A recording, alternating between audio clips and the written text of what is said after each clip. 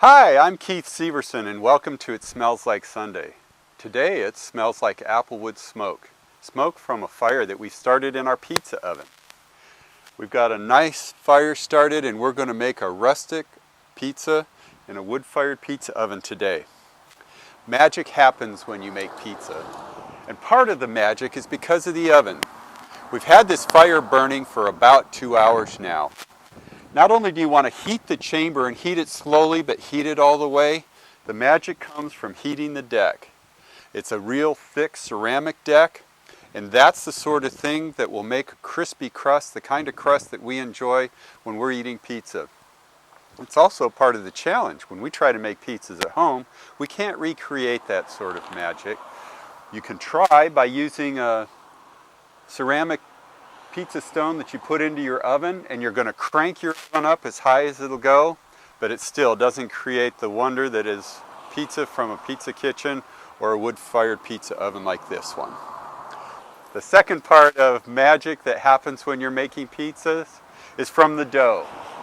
It's a bread dough, basically, a nice yeasty dough. Comes from a high gluten flour that will create the long strands that help transport pizzas. The pizza delivery van, if it's coming from a delivery van, or the luscious toppings from the pan to your mouth. The gluten strands is what create the magic in pizza. Here is some dough that I made earlier, and we're going to form it into a ball that'll help us with a second rising of that bread dough, and will help us make a pizza. You can see the bubbles coming up to the top from this, and we're making a nice tight ball. Tuck it in, tuck it in, tuck it in, and then not rip it, and your dough ball is ready to go.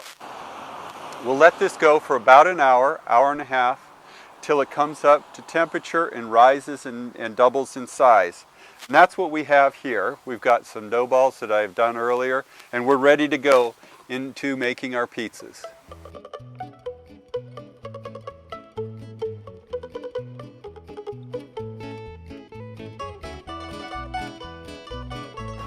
Now we get to do the fun part, and that's forming our pizzas. We're going to start with our pizza dough. This is a dough knife, nice utensil to have, very useful in getting this off of the pan. I like to use cornmeal and flour when I'm forming this. This is a dough ball that's been exposed to the air for just a bit, so it's got a little bit of a crust right here. And I'm going to show you how to pull that back and form that nice edge that's going to be the handle to your pizza when you get to eat it. It also pushes out the air bubbles, you can see right there, so it'll cook evenly. And you just turn it all the way around. We've done that all the way around, and we've got a relatively round pizza. This is the start of our pizza. Then we're going to pick it up and slap off the excess, and as you slap, again you're working right around this edge, stretching in here and not stretching the middle. Then comes the fun part. Toss it in the air, and actually that force will stretch it out and make it thin and nice and round. So that's what it looks like. And then I'm going down on just straight cornmeal on this pizza peel. Today we're going to start with a pizza margherita representing the colors of an Italian flag, the white, red, and green of the Italian flag, and named after Queen Margherita in a pizza making contest, legend has it, many years ago. So we've got our nice dough out here. We're going to put a little extra virgin olive oil on here, and really not sauce this one today.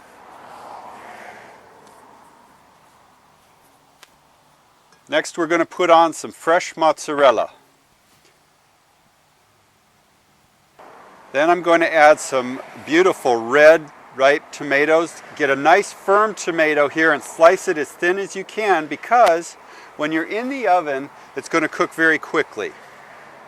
And then some basil, that beautiful green, fragrant basil.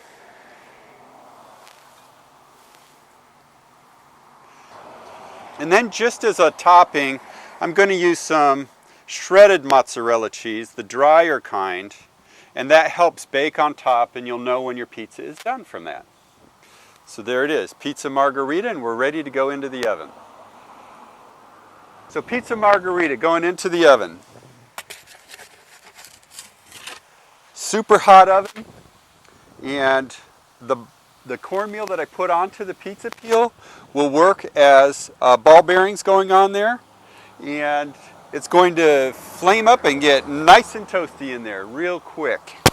We're going to firm it up and just spin it a little bit.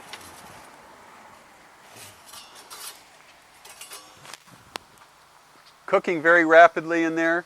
Get a golden brown all the way around, and as soon as that cheese gets a few golden brown spots on the top, then you'll know it's done. And you'll have pizza margherita from your wood-fired pizza oven. So pizza margherita out of the oven. Again, rustic is the key word. You're going to get some dark spots, light spots, a little bit uneven cooking, but you learn about your oven that way. And then you're ready to slice it. And that's that nice crunch that you were looking for.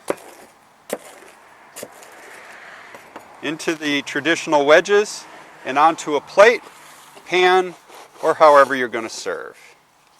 Pizza margherita from your wood-fired oven. Okay, the next pizza we're going to make is going to be very traditional American pizza, just a pepperoni and cheese pizza. We'll use a red sauce, mozzarella, pepperoni. I'm going to put in a little garlic and herb crust this time. You just add the garlic and herbs when you're making your pizza dough. Nothing to it. Form it the same way. Now, pizza sauce, a rich tomato sauce. I like a lot of spice in mine, some oregano in particular. And Americans have gotten to be very partial to a sweeter pizza sauce. Then some shredded mozzarella. And again, I'm focusing on the outside.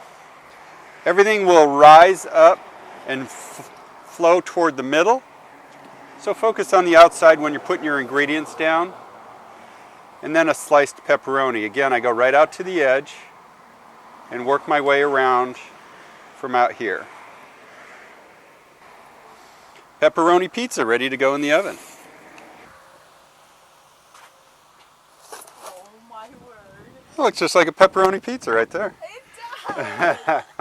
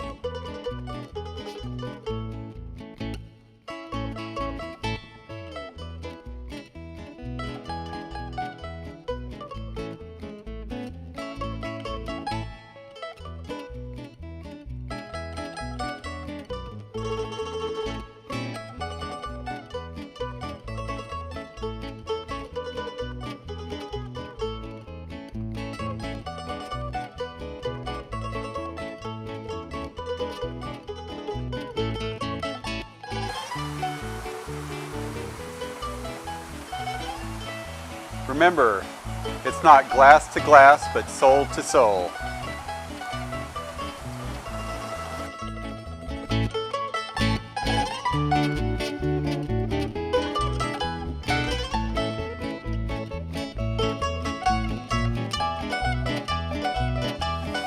Oh no, that's fine.